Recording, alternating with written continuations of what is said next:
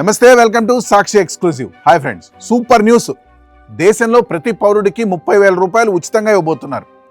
ప్రపంచంలోనే మొదటిసారిగా కృత్రిమ మేధస్సు వల్ల వచ్చిన భారీ ఆదాయాన్ని నేరుగా తమ దేశ పౌరుల బ్యాంకు ఖాతాల్లో వేయడానికి ప్రభుత్వం సిద్ధమైంది. ప్రతి పౌరుడికి ఏకంగా 30,000 రూపాయల వరకు నగదును ఉచితంగా అందించబోతున్నారు. దీనికోసం ప్రభుత్వం ఏకంగా 70,000 కోట్ల రూపాయలకు పైగా ఖర్చు చేయనుంది. అత్యంత ఆసక్తికరమైన విషయం ఏంటంటే, ఇంత భారీ మొత్తాన్ని ప్రజలకు పంచుతున్నప్పటికీ దేశంపై ఒక్క రూపాయి కూడా అదనపు అప్పుల భారం పడడం లేదు. ఈ అద్భుతం వెనక ఉన్న అసలైన కథ ఏంటి? ఒక దేశం ఆర్టిఫిషియల్ ఇంటెలిజెన్స్ ద్వారా ఇంతటి సంపాదన ఎలా సంపాదించగలిగింది అన్న వివరాలను ఈ వీడియోలో తెలుసుకుందాం. వీడియో అయితే ఎక్కడ స్కిప్ అవ్వకుండా చూడండి. ఎవరైనా వ్యాపారం చేసి లాభాలు గడిస్తే ముందు తమ బాగు చూసుకుంటారు, కానీ అదే లాభాన్ని 10 మందికి పంచిపెట్టే వాళ్ళు ఈ రోజుల్లో ఎంతమంది ఉంటారు?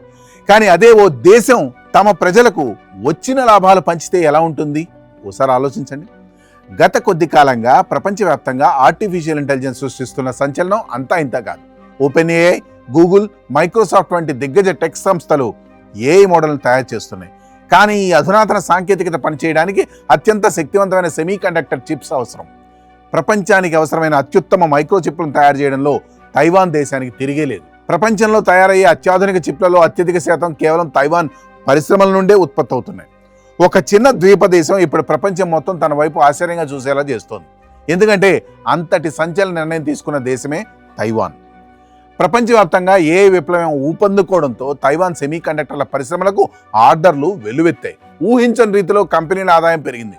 ఫలితంగా తైవాన్ ప్రభుత్వ ఖజానాకు పన్నుల రూపంలో వేల కోట్ల రూపాయల మిగులు రాబడి వచ్చి చేరింది.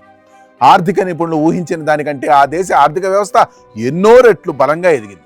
ఈ అపూర్వమైన లాభాలను కేవలం పెద్ద కార్పొరేట్ కంపెనీలకే పరిమితం చేయకూడదని తైవాన్ అధ్యక్షుడు లాయ్ చింగ్తే నిర్ణయించారు.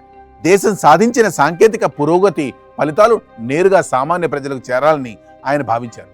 అందుకే వచ్చే ఏడాది నుండి అర్హులైన ప్రతి పౌరుడి ఖాతాలో 30,000 రూపాయలు నగదు జమ చేయనున్నట్లు ప్రకటించారు. సాధారణంగా ప్రభుత్వాలు ప్రజలకు ఉచిత పథకాలు లేదా నగదు పంపిణీ చేపట్టినప్పుడు ఖజానాపై భారం పడుతుంది, దేశ అప్పులు పెరుగుతాయి. కానీ తైవాన్ ప్రభుత్వం మాత్రం తమ దేశ ఆర్థిక క్రమశిక్షణ దెబ్బతినకుండా, ఎలాంటి కొత్త అప్పులు చేయకుండా కేవలం ఏ పరిశ్రమ ద్వారా వచ్చిన మిగులు లాభాలతోనే ఈ పంపిణీని పూర్తి చేస్తోంది. కృత్రిమ మేధస్సు తీసుకొచ్చిన ఆర్థిక ప్రయోజనాలను నేరుగా ప్రజలతో పంచుకుంటున్న ప్రపంచపు తొలి దేశంగా తైవాన్ చరిత్ర సృష్టించబోతోంది. సాంకేతికత అంటే కేవలం ఉద్యోగాలను దూరం చేస్తుందనే భయం చాలా మందిలో ఉంది. కానీ సరైన ముందు చూపు, సాంకేతిక బలం ఉన్న దేశాలు అదే టెక్నాలజీతో ఎంతటి సంపదను సృష్టించి ప్రజల జీవితాలను మార్చవచ్చో తైవాన్ నిరూపించింది. సాంకేతికత రంగంలో అగ్రగామిగా ఎదగడం ఒక జాతి భవిష్యత్తును ఎలా మారుస్తుందో చెప్పడానికి ఈ ఘటనే ఓ గొప్ప ఉదాహరణ. That's all for today. This is Harikrishna signing off for Sakshi exclusive.